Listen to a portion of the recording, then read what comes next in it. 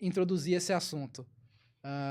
Já comentei que outras vezes que eu morei algum tempo nos Estados Unidos, né? Quase 4 anos. Momento tietagem. 2018 até 2022. Não, aliás, 2016, finalzinho até 2020. Né? Eu vim lá logo ali no período da pandemia, eu vim embora. E nessa época, uma das formas que eu tinha para me manter informado sobre a cidade era ouvir nas rádios daqui, né? Então eu ouvia muito tanto a Tati quanto a CBN Ribeirão, né? E nessa época eu conheci também o CBN Esportes, o Arena CBN, né, que é o programa da tarde, né? E também eu via muitas transmissões dos jogos, né? Já que eu sou botafoguense, né? Muita gente vai até estranhar, falando, então por que essa camisa do Goiás hoje, né? Porque o Botafogo perdeu pro Goiás, pra quem não sabe. É de propósito. Mas porque eu gosto também do Goiás, só pra dar uma zoadinha, né? Você é comercialino. Não, sou botafoguense. Não, é comercialino. Só pode. E a camisa é muito bonita, né? Embora eu seja corintiano, eu gosto muito de verde. Então essa camisa é belíssima, de 2012, por aí. Modelo muito bonito. Então nessa época, voltando ao assunto, eu ouvia bastante a CBN, né, as transmissões. Tava sempre ali na expectativa do primeiro acesso, depois de muitos anos, do Botafogo para a Série B, né? Que sempre batendo na trave. Série C. Eu lembro aquela vez quando o ABC, que eu fui no estádio, lotou o estádio lá, agora vai. Aí ficou 0x0, e aí chegou lá em Natal, 1x0 no finalzinho. Falei, nossa, não acredito. E aí, na expectativa, os Estados Unidos não tinha subido ainda. E aí, tive o prazer de ouvir no rádio, lá de Boston, ouvir você narrando o acesso contra o Botafogo da Paraíba. Né? Foi em 2018, se eu não me engano. 26 de agosto de 2018. Olha, é isso aí mesmo. Em 2018. 26 de foi? Agosto. Só Timão. Timão o quê? Paraíba? Esse dia... Eu vou falar uma coisa pra vocês. Esse dia foi complicado, rapaz. Botafogo e Botafogo. Meu É verdade. Pra narrar esse jogo, né? Como é que eu vou fazer, rapaz, pra lidar com isso? Botafogo da Paraíba, Botafogo de Ribeirão e tal. E aí eu fui pelos apelidos, pelos mascotes e tal. Então era, sim. Aí pra diferenciar um pouquinho. Mas foi um negócio inusitado, um negócio diferente, bacana, né? Botafogo contra Botafogo. É, verdade. Ainda lutando pelo acesso, né? Porque pra quem não sabe, acho que era a quarta de final naquela época. Não sei se mudou o formato. Sim. Era a quarta de final e quem fosse pra semi subiam os Já 4 da subia. semi, né? Nossa, e foi dureza, hein? Que eu lembro que tava até tenso, porque eu lembro que na anterior contra o ABC, teve um empate aqui, aquela frustração. Não, mas vamos torcer que lá em Natal vai dar certo. Aí eu lembro que lembro até hoje, teve uma falha do Mirita. Lembra do Mirita? Do Botafogo? No comercial também. Teve uma falha dele, saiu o gol no finalzinho, 1x0. Eu falei, nossa, não acredito. Você chegou a narrar esse jogo também, na época? Isso foi, acho que foi 1 ou 2 anos antes. Não sei se você já estava na CBN. 2010. Sim, eu estou completando 10 anos de CBN, né? Inclusive o nosso projeto lá começa exatamente com a reestruturação e a retomada do calendário nacional para o futebol de Ribeirão, especificamente com o Botafogo. Na Série D? Na Série D, em 2015. E o Botafogo sobe e é campeão, comandado pelo Marcelo Veiga, já saudoso Marcelo Veiga, uma das vítimas da pandemia, né? Infelizmente, o técnico Marcelo Veiga. E ali surge o nosso projeto, que é um projeto piloto, e que estava todo mundo torcendo para que o projeto desse certo, mas sabia que dependia muito do sucesso do Botafogo naquela competição. E era complicado, porque o saudoso Adalberto Valadão, comentarista, o Valadão dizia, meu Deus, mas esse campeonato é muito ruim, Mário, esse campeonato é muito ruim. Eu falei, então, Valadão, mas como é que faz? Nós temos que começar de algum jeito, né? E temos essa oportunidade aí e tal. Tem que sair logo. Aí ele falava, tem que sair logo desse buraco para que a gente possa, né? Mas é um passo de cada vez. Não tinha como chegar na Série B de novo sem passar por aquela via crucis da Série D, né? Sim.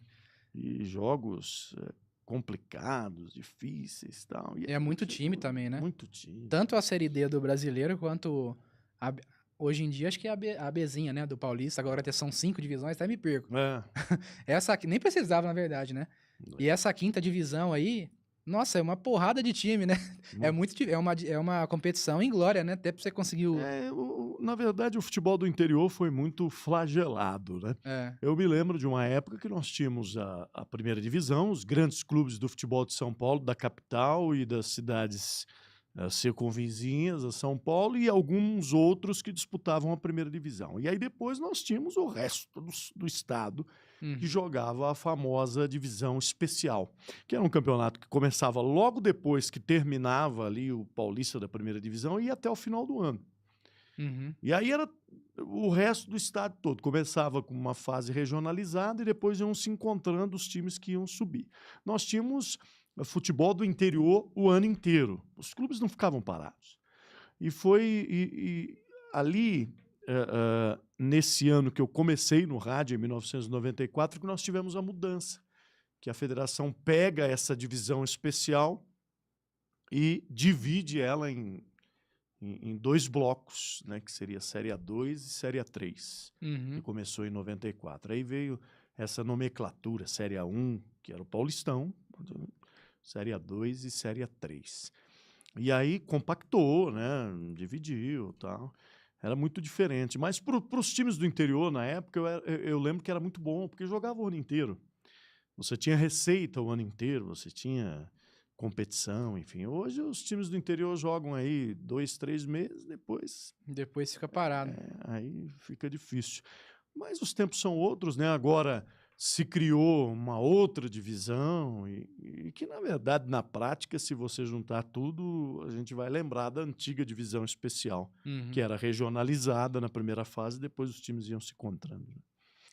É um formato estranho, né? Na minha visão, podia juntar a 3, a 4 e a Bzinha nova aí, tudo numa Como coisa era só, na antigamente. especial, e tá Como era bom. antigamente. Até em outros estados, você vê estados menores aí, no Espírito Santo, em Goiás, né? Aqui. Você vê que tem segunda, terceira divisão, pra quê? No Rio de Janeiro. Não tem nem time pra isso, gente. O problema é que nós vivemos num país muito grande, um país continental, e que o futebol é o primeiro esporte, e tem futebol no país inteiro, né? Diferente dos outros países aí, que você tem um pouquinho só. Você não tem campeonato regional, estadual, são as ligas lá nacionais e pronto, e acabou. O Brasil não tem como fazer isso, né? Tentou-se até há um tempo atrás aí com a história das ligas, Liga Rio-São Paulo, Sul-Minas, né? A gente tem hoje uma Copa do Nordeste forte. Sim, né, acho que é a única que funciona bem. que ficou, porque o povo do Nordeste é apaixonado pelo futebol de uma maneira assim surreal, cara. Eu tive o privilégio, a oportunidade de narrar alguns jogos no Nordeste. Meu Deus, é outra atmosfera. Eu narrei um jogo do Botafogo em São Luís do Maranhão contra o Sampaio Corrêa. E as cabines, assim, eram praticamente no meio da torcida. E aí eu falei, puxa vida, rapaz, se o Botafogo me fizer um gol aqui, nós vamos ter que sair escoltado, mano.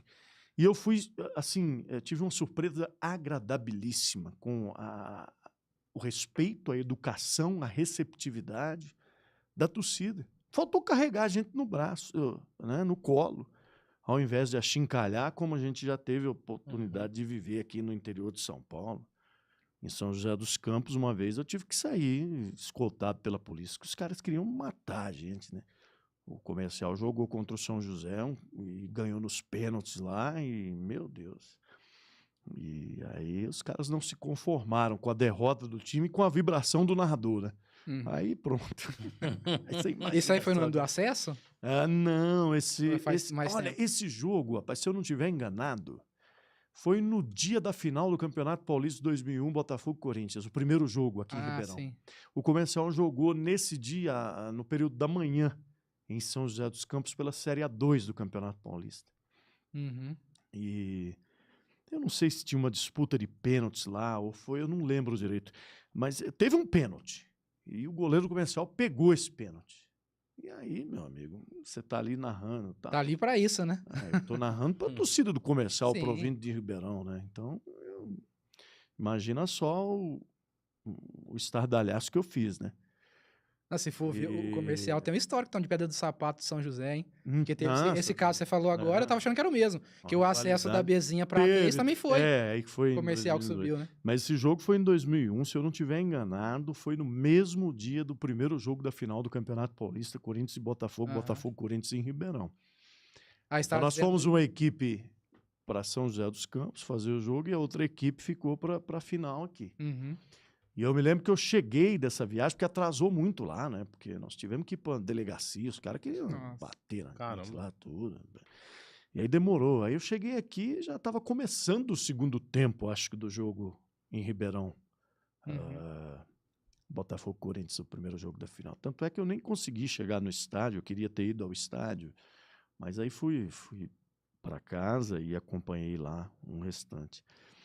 Você estava falando de São Luís, por isso que a gente abriu esse É, parênteses. exatamente. Você foi bem recebido. Porque no São Luís, meu Deus, São Luís do Maranhão, nossa, que maravilha. Fortaleza, Belém do Pará, no famosíssimo estádio Leônidas Castro, na Curuzu, a Rua Curuzu, que é o campo do Paysandu, que é um alçapão, um negócio assim. Mas que povo maravilhoso.